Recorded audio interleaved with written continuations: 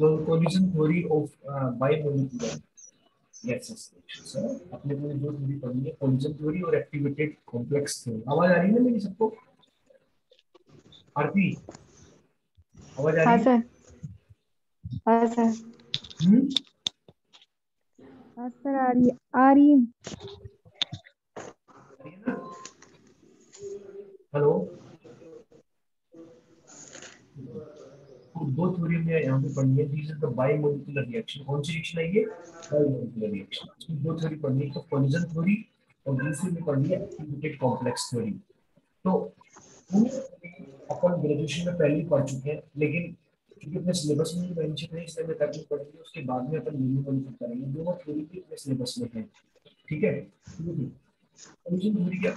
Molecules are considered to be rigid and hard sphere. इसके अंदर बाइमोलिकुलर का मतलब होता है कि जैसे दो मॉलिक्यूल है, ए एस बी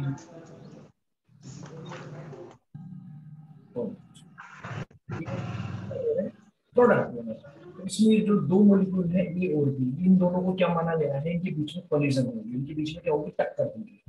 तो इसके लिए the molecules are considered to be rigid and hard sphere. Rigid का मतलब जिनको सॉफ्ट नहीं होते ना, जिनको दबाया नहीं जा सकता, रिजिड होते हैं, टफ होते हैं, हार्ड होते हैं। There exist no force of attraction and repulsion between them. मतलब क्या है कि ऐसा नहीं होता, लेकिन इस थ्योरी को समझने के लिए हमें ये मान के चलना पड़ेगा कि इन दोनों मॉलिक्यूल के बीच में किसी प्रकार का कोई प्रतिकर्षण नहीं है, किसी प्रकार का कोई आकर्षण नहीं है। हम ये मानते ही चलेंगे। The products are form from the reactants only when the reacting molecules come close together and collide with each other। मतलब इसमें ये माना गया है, जबकि ऐसा एक्चुअली नहीं होता। ये इस थ्योरी की हाइपोथेसिस है कि इसके अंदर प्रोडक्ट का निर्माण तभी होता है जब दो रिएक्टेंट मॉलिक्यूल्स ए और बी आपस में एक दूसरे के क्लोज आते हैं, पास में आते हैं और एक दूसरे से टक्कर करते हैं, क्या करते हैं? कोलिजन करते हैं, तब जाकर के ही प्रोडक्ट का निर्माण होगा। जैसे अपन बिलियर्ड्स का गेम होता है, उसमें देखा होगा ना, मॉलिक्यूल्स अपने एक दूसरे से टक्कर करते हैं। तो जिस प्रकार से उनके बीच में कोई प्रतिकर्षण नहीं होता, कोई प्रकार का आकर्षण होता है, वजह से अपन जनरली ऐसा नहीं कह सकते। क्यों? क्योंकि उनके ऊपर प्लस चार्ज भी हो सकता है, उनके ऊपर नेगेटिव चार्ज हो सकता है। लेकिन यहाँ पे हम ये मान के चल रहे हैं कि इनके बीच में कोई चार्ज नहीं है। There is no positive charge and there is no negative charge. Clear है सबको?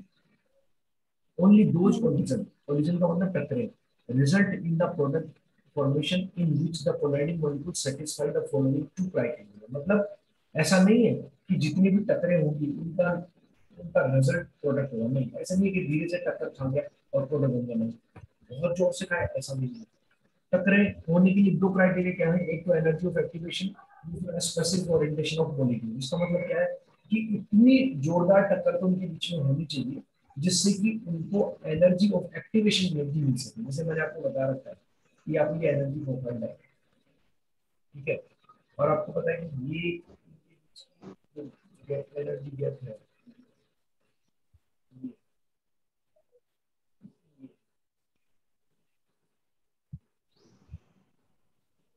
ठीक है। आपको पता है कि ये मॉलिक्यूल यहाँ पे इतनी एनर्जी इनके पास ऑलरेडी है, ये एनर्जी इनके पास है। लेकिन इनको इतनी एनर्जी और चाहिए, कितनी एनर्जी और चाहिए इनको? इतनी एनर्जी और चाहिए, ये वाली एनर्जी चाहिए। तो कोलिजन इतनी तो होनी चाहिए जिससे कि उन मॉलिक्यूल्स के पास में इतनी एनर्जी मिल सके। आपको पता है जब एक कांच की गोली से दूसरी कांच की गोली को टक्कर मारा जाता है, तो जो पहले से काली कांच की गोली खड़ी हुई थी या मैं कहते कि मतलब चल नहीं रही थी, अपनी जगह पे थी, वो भी तो गति करने लगती है कि नहीं करती? तो उसमें एनर्जी कहाँ से आई? टक्करों से तो आई है। तो कहने का मतलब इतनी जोरदार टक्कर तो होनी चाहिए कि उसको ये एक्टिवेशन एनर्जी मिल सके। अगर इससे कम एनर्जी मिलेगी तो प्रोडक्ट का निर्माण नहीं करेगा। दूसरी बात क्या है कि स्पेसिफिक ओरिएंटेशन होना चाहिए मॉलिक्यूल्स का। कहने का मतलब जैसे आपको पता है SN2 रिएक्शन में क्या होता है, बताइए। SN2 रिएक्शन में क्या होता है? आपको सबको पता होगा, ऑर्गेनिक केमिस्ट्री में पढ़ते हैं। ये न्यूक्लियोफाइल है, तो आपको बताइए न्यूक्लियोफाइल है। ये आपका एल्किल हैलाइड है, CH3।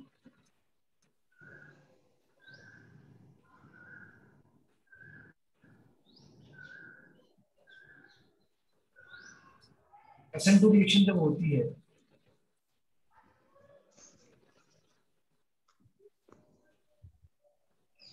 SN2 रिएक्शन जब होती है, तो आपको पता होना चाहिए कि ये पश्चाक्रमण करता है। कौन सा आक्रमण करता है? पश्चात। अगर ये पश्चिम। इधर से आक्रमण करे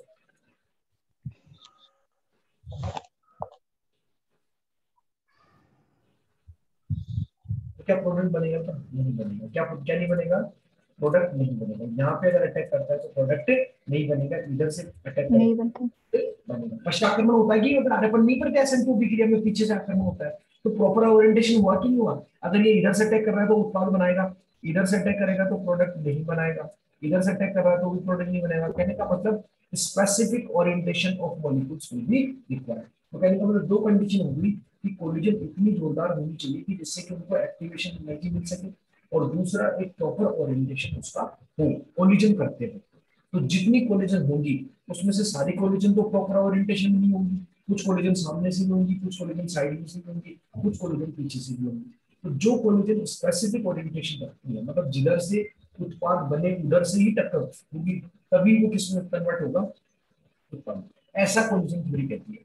the rate determined on this basis set an upper limit for the reaction rate, maximum rate can be observe experimentally. देखिए क्या है देखिए, अब ध्यान देंगे समझेगा कि अगर दोनों मॉलिक्यूल्स ए और ए दोनों के दोनों सेम मॉलिक्यूल्स के बीच में टक्कर हो, और ए और बी दोनों भिन्न भिन्न मॉलिक्यूल्स के बीच में टक्कर, दोनों बाइमॉलिक्यूलर रिएक्शन है, यहाँ पे दोनों मॉलिक्यूल्स एक समान है, यहाँ पे दोनों मॉलिक्यूल्स अलग है, इससे भी प्रोडक्ट बन रहा है और इससे भी प्रोडक्ट बन रहा है। The number of collision per unit volume per unit time.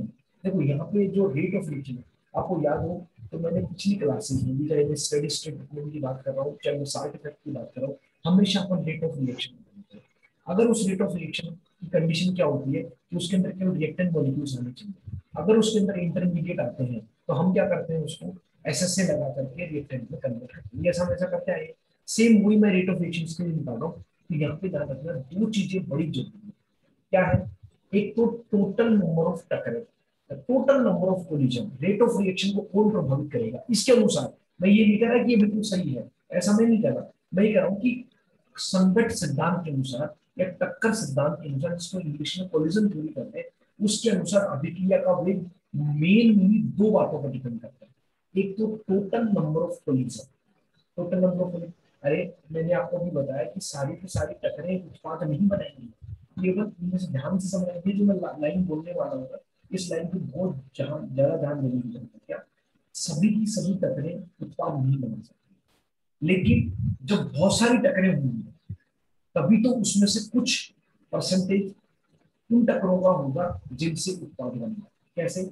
जब बहुत सारी टकरें होंगी तो उनमें से कुछ टकरें ऐसी होंगी जो उसको एक्टिवेशन एनर्जी दे सकती है। मैंने आपको बी लाइन से बताया, पहली बात। दूसरी बात, वो टकरें उस प्रॉपर ओरिएंटेशन से होंगी जिस ओरिएंटेशन से टक्कर करने का उत्पाद बनता है। जैसे कि मैंने एग्जाम्पल से बताया कि एक SN2 अभिक्रिया के अंदर पश्चात हो या पीछे से ही टक्कर हो तभी उत्पाद बन सकता है, सामने से साइड से टक्कर होगी तो उत्पाद नहीं बनेगा। क्लियर? तो कुल मिलाकर के पहली बात तो ये है कि टक्करें बहुत ज्यादा होनी चाहिए। अगर टकरें ही कम होंगी तो उसमें से कुछ प्रतिशत भाग भी कम होगा। अगर टकरें, जैसे मैं कहूंगी 10% टकरें होती है, तो 100 मोलिक्यूल 100 टकरें होंगी तो कितने टकरें होंगी? प्रभावी टकरें कौन सी होंगी? प्रभावी का मतलब समझते हो? जो उत्पाद बना सकती है। तो 10 की होंगी 100 का। अगर 200 टकरें होंगी तो वही 10% कितनी टकरें हो जाएगी? 20 टकरें होंगी। तो मेरा कहने का मतलब ये है कि कुल टकरें ज्यादा होंगी। तो कुल टकरों की संख्या को किससे प्रेजेंट करते हैं? अपन जेड। किससे प्रेजेंट करते हैं भैया? Z. Z is the total number of collision. यहाँ पे चूंकि दोनों मॉलिक्यूल एक जैसे हैं तो यहाँ पे जेड ए बोलेंगे, यहाँ पे दोनों मॉलिक्यूल अलग अलग है तो यहाँ पे क्या बोला जाएगा? Z A B. These are the total number of collisions. इसको मैं एक तरीके से कोलिजन फ्रीक्वेंसी भी बोल सकता हूँ। क्या बोल सकता हूँ? संघटन आवृत्ति। अरे मैंने क्या कहा? टोटल नंबर ऑफ कोलिजन का मतलब है बहुत सारी टक्करें हो, कुछ कैसे हो कुछ कैसे हो। जितनी ज्यादा टक्करें होंगी उतनी ही संभावना ज्यादा बनेगी प्रभावी टक्कर होने की। और प्रभावी टक्कर कौन सी होती है? जो टकरें उन अभिकारक अणुओं को सक्रिय ऊर्जा, इतनी ऊर्जा दे सके और एक प्रॉपर ओरिएंटेशन से हो, उन टकरों को अपन कौन सी टकरें कहेंगे? प्रभावी टक्कर। तो सबसे पहली बात है कि अभिक्रिया का वेग एक तो कोलिजन फ्रीक्वेंसी पे डिपेंड करता है। तो जब दोनों मॉलिक्यूल एक जैसे होते हैं, ए होते हैं, तो काइनेटिक थ्योरी ऑफ गैसेस से उसका फार्मूला निकल के आता है। ये आपको याद, डायरेक्ट याद रखना पड़ेगा। 1/√2 pi sigma square U N E. ये यू जो है ये क्या है? एवरेज वेलोसिटी है। क्या है ये? एवरेज वेलोसिटी, औसत वेग। आपको पता है टक्करें वेग पर निर्भर करती है, जितना ज्यादा वेग होगा उतनी तो ज्यादा टक्करें होंगी। अरे कोई मॉलिक्यूल अगर अपनी जगह पे एक ही जगह पे पड़ा हुआ है तो क्या वो टक्कर कर सकता है क्या? कर सकता है क्या टक्कर? टक्कर करने के लिए हिलना पड़ेगा, उसको वेग गतिशील होना पड़ेगा, नहीं करना पड़ेगा। और गतिशील है तो किस वेग से गतिशील है? वो वेग है, this is the average velocity, जिसको यू से प्रेजेंट करते हैं। एन ए स्क्वायर, एन का मतलब है एवोगाड्रो नंबर, अवोगाड्रो संख्या, ठीक है। पाई का मतलब 3.14 होता ही है। सिग्मा का मतलब क्या है? डायमीटर ऑफ द मॉलिक्यूल ए, मतलब टक्कर करने वाले जो ए अणु है इनका व्यास, जैसे ये मॉलिक्यूल है, तो व्यास कितना हो जाएगा? ये होगा कि होगा सिग्मा, तो इनका सिग्मा है।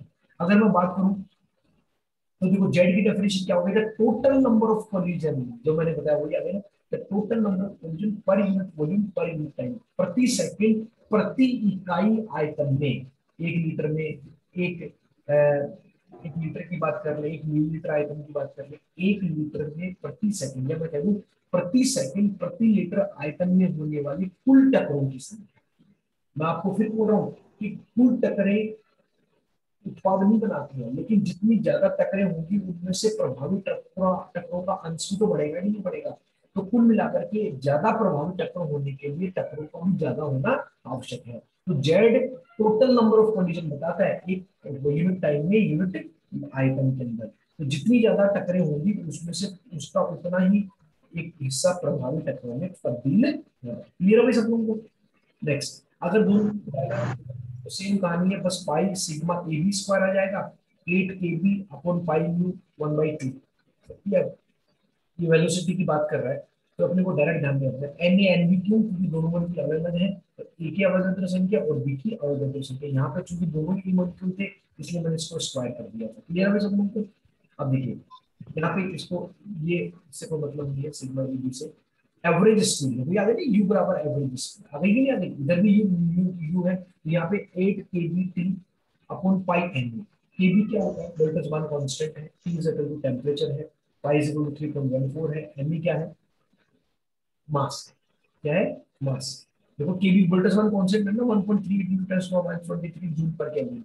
और ये क्या है यहाँ पे? रिड्यूस। यहाँ पे जब एक ही मॉलिक्यूल होते हैं एक जैसे तो उसके लिए सिंपल मास काम में ले सकते हैं, लेकिन जब भिन्न भिन्न मॉलिक्यूल्स होते हैं सामान्य द्रव्यमान काम में लिया जाता है। क्या काम में लिया जाता है? Reduce mass. क्या काम में लिया जाता है भैया? अरे तो अलग अलग मॉलिक्यूल के बीच में होगी ना ए और बी, तो ए का मास अलग होगा, बी का मास अलग होगा, तो एवरेज मास कैसे लिया जाएगा? रिड्यूस मास लिया जाएगा। यहाँ पे तो क्या है, जैसे एवरेज मास लेना हो तो किसी एक का मास ले लो, क्योंकि इधर भी ए है और उधर भी क्या है? ए है। जबकि यहाँ पे क्या है, एक ए है दूसरा क्या है? बी है। यहाँ पे क्या करना पड़ेगा? M A into M B upon M E plus M B, दोनों को गुणा करके नीचे दोनों को जोड़ के भाग देंगे तो क्या निकल के आएगा? रिड्यूस मास निकल जाएगा। ये बात है यहाँ पे।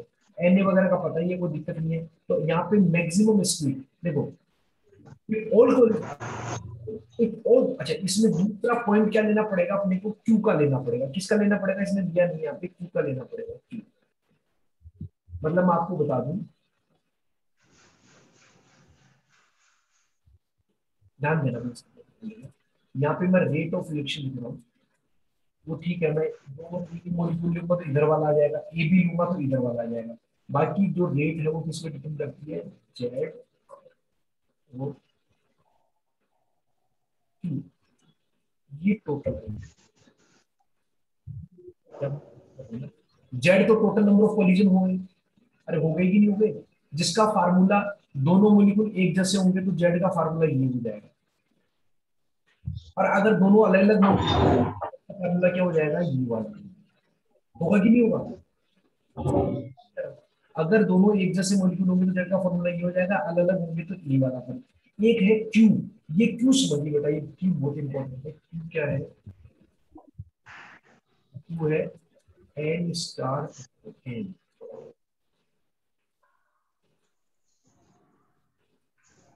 एन स्टार अपॉन एन का मतलब क्या है? टकरे होगी जेड, उन टक्करों में से कितना अंश प्रभावी टक्कर में तब्दील हुआ है। क्योंकि आपको पता है कि प्रभावी टक्कर ही उत्पाद बनाएगी, जितनी ज्यादा प्रभावी टक्कर होगी वही रेट ऑफ रिएक्शन को बढ़ाएगी कि नहीं बढ़ाएगी? तो Q क्या है, N तो क्या है, एक्टिवेटेड अणुओं की संख्या, सक्रिय अणुओं की संख्या, डिवाइडेड बाई N क्या है, कुल अणुओं की संख्या। तो आपको याद हो कि जब अपन सक्रिय अणुओं को कुल अणुओं का भाग देंगे तो सक्रिय अणुओं का अंश निकल के आएगा कि नहीं निकल के आएगा? अरे निकलेगा कि नहीं निकलेगा? अगर इसको 100 से गुणा कर दूंगा तो क्या निकल के आ जाएगा, सक्रिय अणुओं का प्रतिशत निकल के आएगा कि नहीं निकल के आएगा? और अगर मैं 100 से गुणा नहीं करता हूँ, इसको अगर मैं 100 से गुणा नहीं करता हूँ तो क्या होगा? हाँ भाई, अंश निकल के आ जाएगा, एक में से निकलेगा कि नहीं निकलेगा? ये एक में से बिंदु बताएगा कि नहीं बताएगा कि यदि कुल अणु एक है तो उसमें से सक्रिय अणु कितने होंगे, एक से बने। तो कुल मिलाकर के जेड गुणा क्यू से हमें ये पता लग जाएगा कि वास्तविक रूप से उसके अंदर कितने सक्रिय अणु उपस्थित है, कितने सक्रिय अणु उसके अंदर उपस्थित है। आर बराबर जेड क्यू।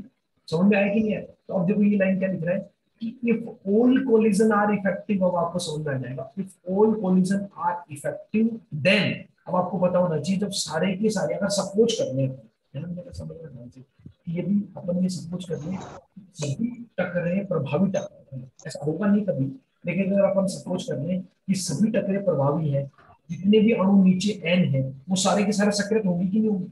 तो एन अपॉन एन का मान एक आएगा कि नहीं आएगा? 100% आएगा कि नहीं आएगा? बोल नहीं रहे बोलिए। हाँ सर। अगर कुल टक्करें प्रभावी टक्कर हो, अगर अपन मान लें, ऐसा होता नहीं है, लेकिन सपोज वो 100 टक्करें हुई, 100 टक्करें प्रभावी है, तो एन का मान तो एन का क्या मिलेंगे, कुल अणुओं की संख्या, और एन स्टार का मतलब क्या है, सक्रिय अणुओं की संख्या, दोनों एक दूसरे के बराबर होंगी। क्यू का मान एक के बराबर होगा कि नहीं होगा? तो आर बराबर क्यू जेड आएगा कि नहीं आएगा, ये देखो, होगा। क्योंकि क्यू हट गया ना अभी यहाँ से, क्योंकि क्यू का मान कितना आ गया। अब अगर दोनों अणु एक जैसे होंगे तो ए लिख देंगे, अलग अलग देखो ए बी लिख, चले आगे, ये फिर आगे डेट का मान। हाँ सर।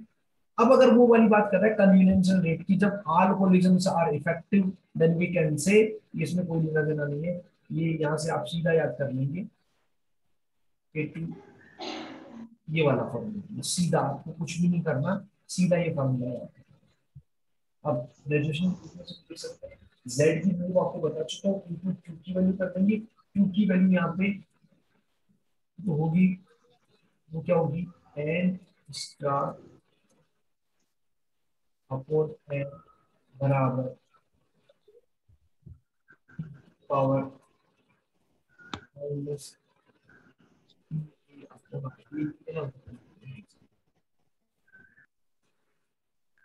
आपको इस फॉर्मूले पे नहीं चल रहा है, आपको क्या करना है, आर बराबर लिखना है जेड, समझो मेरी बात को, आप इसको छोड़ो, सबको इसको रहने दो, और बराबर जेड की वैल्यू कहां से लिखोगे, यहाँ, ये ए के लिए ये, ए बी के लिए लिख दोगे आराम से, इनटू क्यू है तो क्यू को क्या लिखेंगे अपन, ई की पावर माइनस, इन दोनों को लिख देंगे बाई फाइनल इक्वेशन में, कर लोगे? हाँ भाई, आपको जी सर। ये इक्वेशन वही बन करके आएगी, आपको तो करना क्या है, जेड की वैल्यू लिखनी है, जेड की वैल्यू ए के लिए अलग है, बी के लिए अलग है, जैसा पूछे उनके लिए लिख देंगे, साथ में ई की पावर माइनस ई अपॉन आर टी, ये क्या है, उनमें से कुल सक्रिय अणुओं की संख्या, या मैं कह दूं प्रभावी टक्करों का अंश, कुल अणुओं की संख्या तो जेड हो गया, उनमें से प्रभावी अणुओं का अंश कितना है, ई की पावर माइनस। ये क्वेश्चन से आपका कोई लेना देना नहीं है,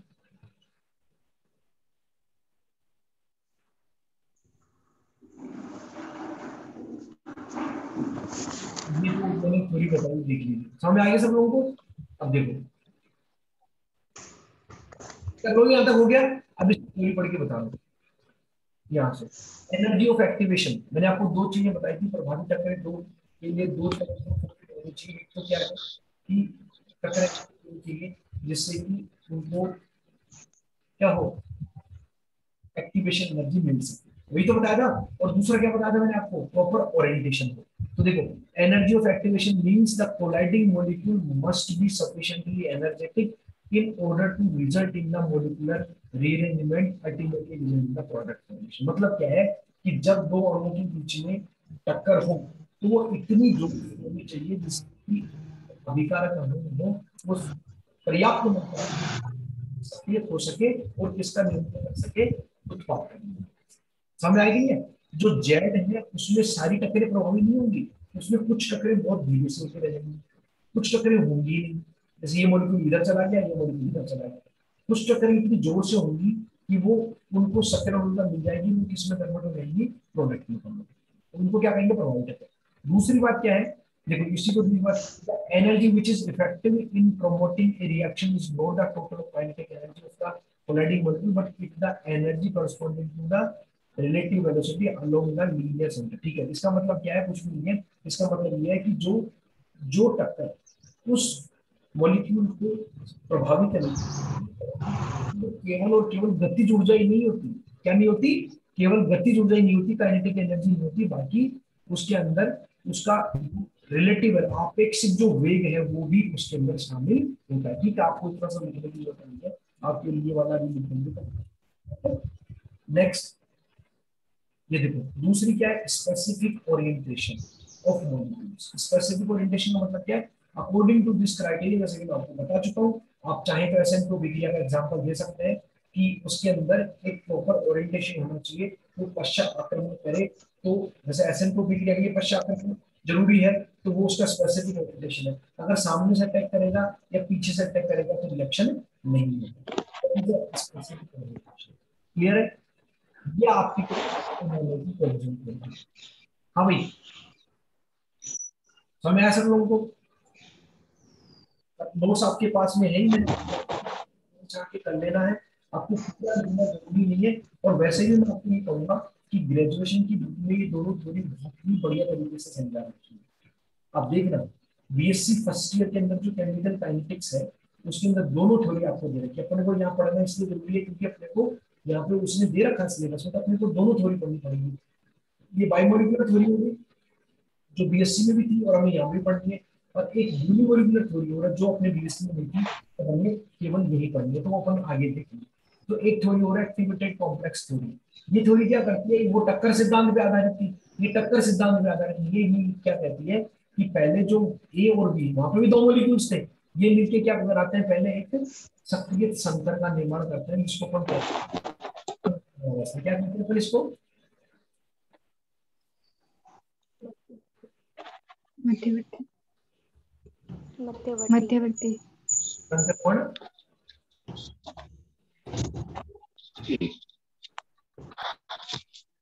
संक्रमण इसको संक्रमण। और फिर ये ए बी, अच्छा ए बी, ए और बी के साथ में जो बीटा प्रोटीन है इनके साथ में इक्विलिब्रियम में होता है, मतलब ये ए से संकर संकर बन भी सकती है। अब ये संक्रमण अवस्था के पास में दो तरीके हैं, या तो ये वापस पुनः किसमें चली जाए, अभिकारकों में, या फिर किसमें आता है, समझ आ रही नहीं यार सब लोगों को?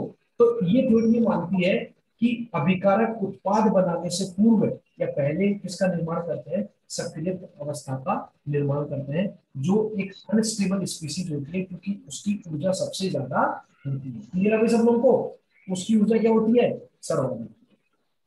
ठीक है, अब देखिए, ये पहली बात है, reactive molecule must form an activated complex. ठीक है, कि जो अभिकारक है वो पहले क्या बनाते हैं, एक्टिवेटेड कॉम्प्लेक्स बनाते हैं। ठीक है, देयर एग्जिस्ट एन इक्विलिब्रियम। ठीक है, इनके बीच में, अभिकारक अणुओं के बीच में और सक्रिय संकर के बीच में क्या होता है, क्या होता है, इक्विलिब्रियम। ये दिख नहीं रहा कि इक्विलिब्रियम होता है, वो चीजें हैं उसको वर्णन कर रखा है इसने, क्योंकि वो लिख के आनी पड़ेगी ना सारी चीजें, फिर ये अभिक्रिया बनाएंगे। जैसे H2Br2 मिलके 2HBr बना रहे हैं, या H प्लस HBr बन रहा है, मतलब H2 Br के साथ जुड़ रहा है, एक H3 हो रहा है और ये वाला बॉन्ड बन रहा है एक तरीके से, तो क्या सक्रिय संकर हो गया।